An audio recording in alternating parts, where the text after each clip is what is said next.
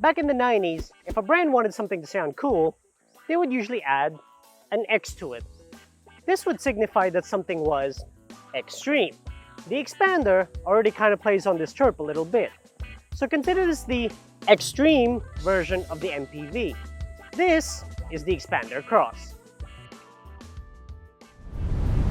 Mitsubishi markets this as a car for the adventurer, for the camper, for the off-roader. But believe it or not, the engine remains unchanged.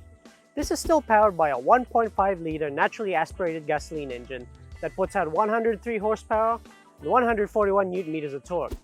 Power here is delivered to the front wheels via 4-speed automatic. In terms of real-world performance, everything feels so balanced. Now I know that's not a very good term, but what I mean by that is that it ticks all the right boxes you'd expect out of an MPV, and wherein nothing really stands out too much. But it does everything perfectly fine. The steering is weighted just fine, nothing spectacular, but quite adequate for highway, city use. You get enough feedback, there's a healthy weight to it. The suspension, there's a little bit of body roll, but otherwise, you know, pretty standard MPV fare. The acceleration, the speed, well, it's a 4-speed automatic, 1.5-liter gasoline engine. You don't expect too much. When you're trying to chase highway speeds, you do really need to put your foot down, hear those revs, climb to reach the desired speed, but it'll eventually get there. Now, ride comfort wise, this is perhaps, if I had to pick a department where it shines the most, this is probably it. It absorbs road imperfections, speed bumps, potholes, better than probably every other MPV out there, or at least most of them. When you compare the Xpander Cross to its competitors, it doesn't stand out in any one department, it doesn't outshine them. It's not the best accelerating, it's not the best handling, but when you average it all out, I think this one probably ticks more boxes than any of the rest. Here inside the Xpander Cross, you're greeted with lots of space. I'm pretty much in my driving position right now, and I have plenty of legroom here. You know, plenty of arm space, very smooth my hands here. I'm about 5'5", and I have about, it's a good 7 or 8 inches of clearance above my head. So overall, very, very good use of space here inside. In front of me, sizable steering wheel, sits in a upright truck-like position, same with the backrest here in the driving position. You have some steering wheel controls here, not the most intuitive setup in the world. You have track changes down here, you have volume here. Takes a bit of getting used to, but after a while, once you do get used to it, it's fine. You can operate it without thinking about it. Behind this is a digital gauge cluster. I'm not the biggest fan of it.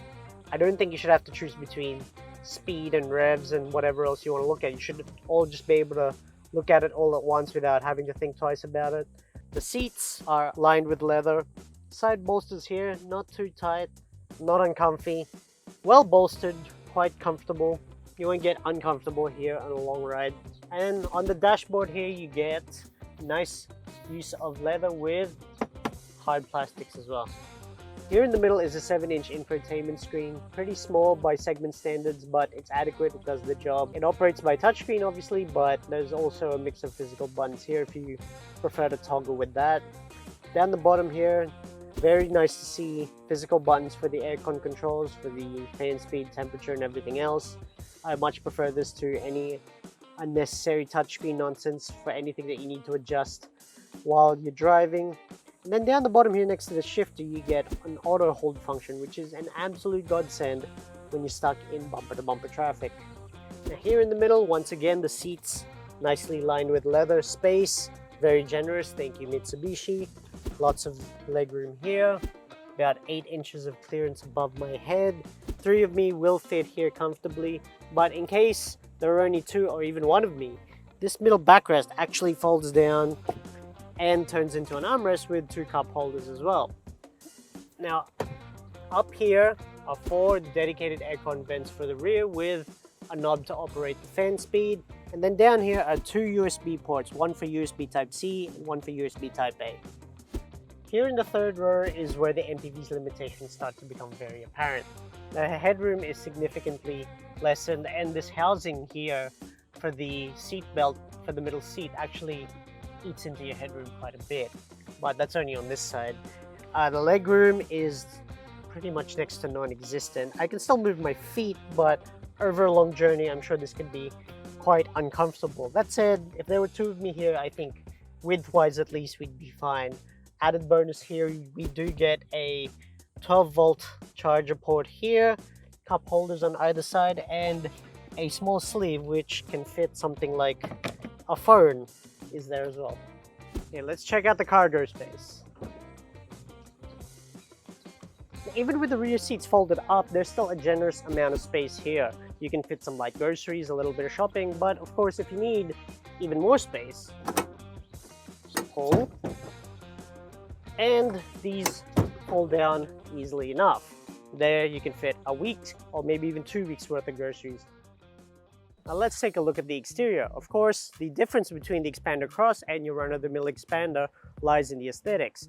This sunrise orange metallic variant contrasts with a black roof up top and black cladding down here at the bottom.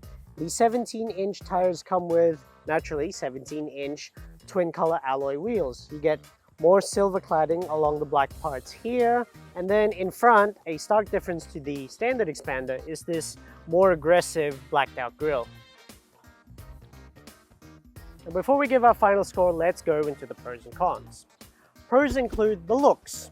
Yes, this is still an Xpander, but it's a slightly tweaked, slightly more aesthetically pleasing Xpander. This adds a sporty look to an otherwise saturated market. Next is fuel economy. Yes, 19.1 kilometers per liter is pretty standard fare for a 7-seater MPV, but in this climate, every centavo of money you save on fuel really counts. Next is interior space. The Xpander is known for providing perhaps the most interior space out of all the MPVs out there, and the Xpander Cross is no different. Now let's go into the cons, of which I can only really list one, but it's a pretty big one. Aside from the looks, spec for spec, this is identical to the top spec Xpander GLS, which is over 100,000 pesos less than this. For the record, this costs 1,328,000 pesos. Our final score, we give the Xpander Cross a 7.5 out of 10. It impresses in all the right ways that you expect an Xpander to, but for over 100,000 pesos more, you don't really get anything out of this that you don't already get out of the top spec Xpander GLS. This has been Jason Tulio for Top Gear Philippines, and I'll see you next time.